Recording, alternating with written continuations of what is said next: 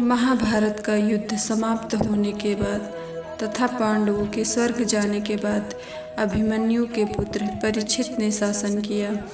उसके राज्य में सभी सुखी और संपन्न थे। एक बार राजा परीक्षित शिकार खेलते खेलते बहुत दूर निकल गए।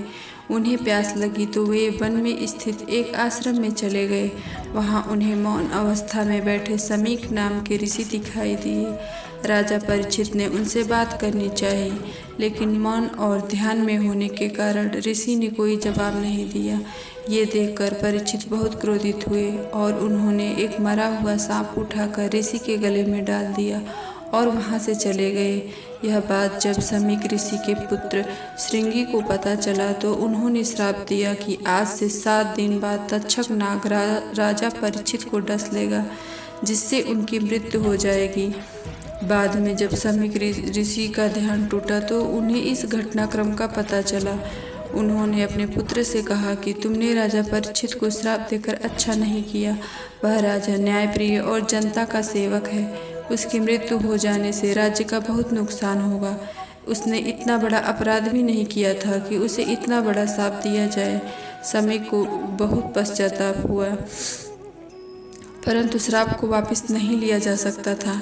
ऋषि समीक तुरंत ही राजमहल जाकर राजा परीक्षित को यह बात बताते हैं कि मेरे पुत्र ने भावना में बहकर तुम्हें श्राप दे दिया है। इसमें तुम्हारा दोष नहीं, दोष तो समय का है। इसलिए हमारे मन में यह सोचकर पीड़ा हो रही है कि जिसका दोष है उसे दंड नहीं मिलेगा, लेकिन तुम्हें मिलेगा। ऋषि समीक अपने पुत्र श्रृंगी के शाप के बारे में बताते हैं कि आज से 7वें दिन तक्षक नाग के काटने से तुम्हारी मृत्यु हो जाएगी। राजन, यह सुनकर रानी रोने लगती है। समीक ऋषि कहते हैं कि विधि के धनुष से दुर्भाग्य का यह बाण निकल चुका है, वह वापस नहीं होगा। मैं यही बताने आया हूँ कि अब तुम्हारे पास जितना समय बचा है उसका उपयोग करो। अपने गुरुजनों से परामर्श करो, जिससे वह तुम्हें सन्मार्ग दिखाएंगे। राजन, भगवान तुम्हारी आत्मा को शांति दें। तब राजा परीक्षित रात्रि में ही अपने गुरु के पास पहुंचते हैं और अपनी व्यथा बताकर कहते हैं कि मैं 7 दिन में ऐसा क्या करूं कि मेरा परलोक सुधर जाए। तब गुरु कहते हैं कि भक्ति करो, जो फल योग, तपस्या और समाधि से नहीं मिलता, कलयुग में वह फल श्री हरि कीर्तन अर्थात श्री कृष्ण लीला का गान करने से सहज ही मिल जाता है। इसलिए तुम श्रीमद् भागवत कथा का श्रवण और कीर्तन करो। उसमें श्री कृष्ण की दिव्य लीलाओं का पवित्र वर्णन है। उसी के श्रवण से उत्पन्न हुई भक्ति ही तुम्हारे मोक्ष का कारण होगी। तुम वेद व्यास जी के पुत्र सुखदेव जी के पास जाओ, वे तुम्हें यह कथा सुनाएंगे। तब राजा परीक्षित बालक सुखदेव के पास जाकर उनके चरणों को धोकर उनसे श्रीमद् भागवत कथा सुनते हैं। इसके बाद 7वें दिन तक्षक नाग राजा परीक्षित को डस लेता है। राजा परीक्षित की मृत्यु का कारण जब उनके पुत्र जन्मेजय को पता चला तो उन्होंने संकल्प लिया कि मैं एक ऐसा यज्ञ करूंगा जिसके चलते सभी नाग जाति का समूल नाश हो जाएगा। जन्मेजय के यज्ञ के चलते एक एक करके सभी नाग यज्ञ की शक्ति से खिंचाकर उसमें भस्म होते जा रहे थे।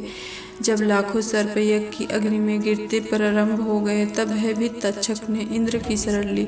वह इंद्रपुरी में रहने लगा। वासुकी की प्रेरणा से एक ब्राह्मण आस्तिक परीक्षित के यज्ञ स्थल पर पहुंचा और यजमान तथा ऋत्विजों की स्तुति करने लगा। उधर जब ऋत्विजों ने तक्षक का नाम लेकर आहुति डालनी प्रारंभ की तब मजबूरी में इंद्र ने तक्षक को अपने उत्तरीय में छिपाकर वहां लाना पड़ा। वहां वे तक्षक को अकेला छोड़कर अपने महल में लौट गए। ऐसे समय माता मनसा देवी के पुत्र विद्वान बालक आस्तिक से प्रसन्न होकर जन्मेजय ने उसे एक वरदान देने की इच्छा प्रकट की, तो उसने वरदान में यज्ञ की तुरंत समाप्ति का वर मांगा। बस इसी कारण तक्षक भी बच गया, क्योंकि उसके नाम के आह्वान के समय वह बस अग्नि में करने ही जा रहा था और यज्ञ की समाप्ति की घोषणा कर दी।